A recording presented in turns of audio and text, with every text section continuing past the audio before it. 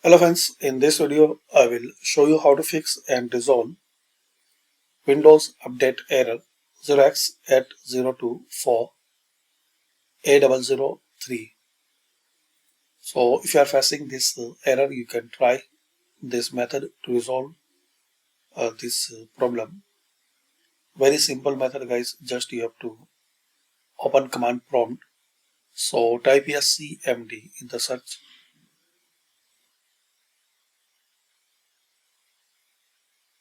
and right click on command prompt and run as administrator.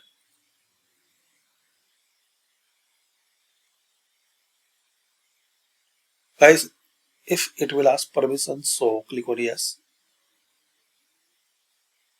Now complete this scanning. So type this first command sfc space / scan now and press enter. Now guys, you need to complete this scanning, and once this scanning process complete, you have to type second command line. You will get this command line from my website.